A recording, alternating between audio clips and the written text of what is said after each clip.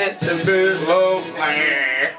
shut up! Hej sammen og velkommen tilbage til min kanal. I dag der skal vi lave et førstehåndsindtryk på en ny foundation, som der lige er landet i Matas, går jeg ud fra, mere fordi at jeg føler, at jeg går i Matas hele tiden for sådan at tjekke, om der er nye lanceringer og så videre. I går aftes der så jeg, at de har fået den her, som er NYX's Can't Stop Won't Stop Coverage Foundation, som skulle være en 24-hour matte finish foundation. Jeg har eyeballet den her så meget. En god full coverage foundation, som det er, der er budgetvenlige, finder man meget sjældent. Jeg har for eksempel rigtig svært nogle gange ved at købe budgetvenlige foundations, som det er, der har en gul undertone. Det finder man ikke så særlig meget af en eller anden mærkelig grund. Og de er NYX sindssygt gode. Hvis det er, at I ikke har set det, så har jeg også lavet en førstehåndsindtryk på deres Drop Foundation, som jeg var sindssygt glad for dengang. Ikke lige min yndlingsfoundation den dag i dag. Den her foundation, den kostede 134,95, og jeg købte den i Matas, og jeg ved ikke, om de har hele farvesortimentet, men jeg så i hvert fald på internettet, at de har 45 farver. Jeg ved ikke, om de har kommet ud med nogle flere nu. Den farve, jeg har købt, det er Alabaster, Nude og Beige. Jeg har faktisk bare købt den i sådan en bleg farve, selvom det ikke er den farve, jeg er lige nu. Fordi at hvis det er, jeg bliver rigtig glad for den her foundation, så vil jeg gerne have den i så mange farver som muligt. Jeg var dedikeret. Jeg tænker, at vi lige kan gå ind på NYX's hjemmeside og prøve at se, hvad det er, de siger om den her foundation.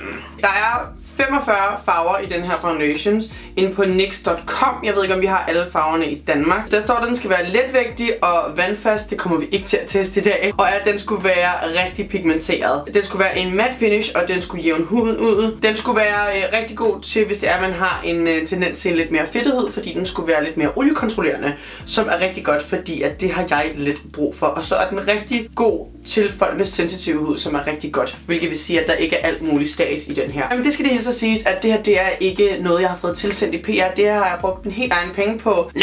Og jeg sidder i en mega stor striktrøje, fordi at det er mother effing koldt, man. Får lige et zoom her. Selvom at den ikke er perfekt lige nu, så synes jeg, at min hud den ser meget pænere ud, end hvad den har gjort. Jeg får ikke bumser mere. Jeg får bare sådan små urenheder, og så har jeg problemer med mine forstørrede porer. Igen, jeg har 3 farver, og jeg tror, at jeg ikke er helt tan til beige, og jeg er ikke helt bleg til alabaster, så jeg går ind med farven Nude. Det skulle være en medium tone farve med en neutral undertone. Jeg går lige ind og primer min hud. Jeg vil bruge en primer ind under den her lige meget hvad. Så jeg går ind og bruger Hourglass Mineral Veil Primer, som er min go-to primer, som jeg simpelthen er så glad for. Jeg går ind med farven Nude, og så har jeg taget 2 pump her. Så vil jeg sådan set bare prøve at påføre den, som det er, at jeg normalt vil gøre med en foundation. Lige pt. Der bruger jeg en pensel. Jeg er ikke den største fan af at bruge en beauty blender til en foundation. Det kommer selvfølgelig an på, hvad for en foundation. Prøver med en pensel til at starte med, og hvis det er, at det ikke lige fungerer, så går jeg ind med en beauty blender. Så jeg går ind på en Bobbi Brown Full Coverage Face, og så begynder jeg bare at tage lidt, og begynder at se, hvad der sker her.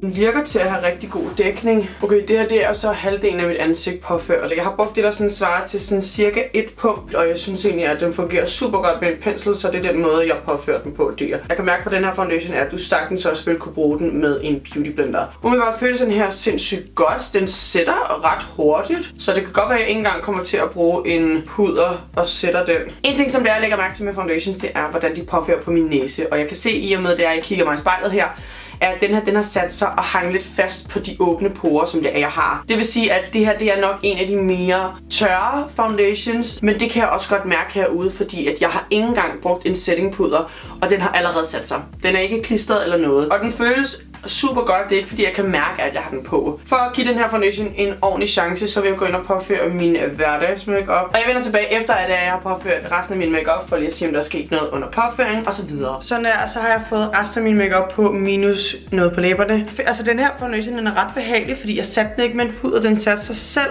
Så jeg har kun sådan sat mine underøjne og min næse, that's it. Ellers så har den sat sig rimelig mat selv, som egentlig er ret imponerende, fordi jeg er ikke den største fan af at bruge vildt meget puder. Der er gået en time siden, at jeg har påført foundationen, så lige nu vil jeg prøve at få noget mad, og så vil jeg prøve at den her på så lang tid som muligt, jeg kan i dag. Men lige pt. Er jeg ret glad for, hvordan den ser ud. Vi opdaterer senere. Der har vi lige nogle friends der bagved.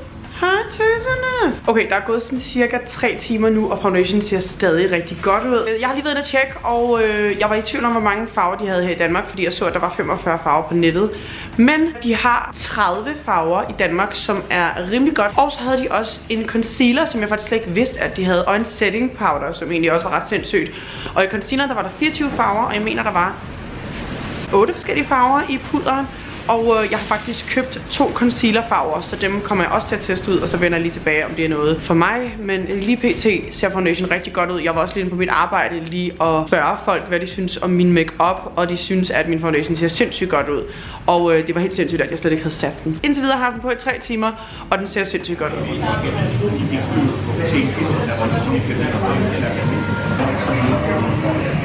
Ser godt ud. Og han laver kaffe til mig. Jeg har haft min foundation på siden kl. 11 i dag. Jeg har ikke sat den med en pudder. Hvad synes du om den? Du ser smooth ud i ansigtet. Gør jeg det? Det er sjovt, at du siger smooth, fordi i foundationen så siger den, at den skulle give sådan en udjævnende effekt.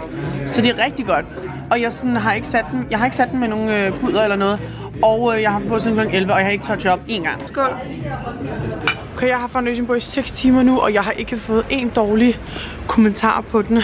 Så det er altid godt. Altså, det ser ud til, at den her foundation i hvert fald kommer til at være en af mine nye yndlings. Okay, jeg kommer til at afslutte videoen på lidt anderledes manér, men altså prøv at høre, jeg har foundation på kl. 23 nu. Jeg har foundation på i 12 timer. Og det er sådan her, den ser ud. Og det her, det er rigtig godt gået, NYX. Altså, jeg har haft den her foundation på i sådan cirka 12 timer nu, og jeg er simpelthen så glad for den måde, den ser ud på. Den er gået lidt af på min hage, men det gør som foundation som regel. Jeg har touchet op én gang, og jeg har ikke sat den her med en pudder.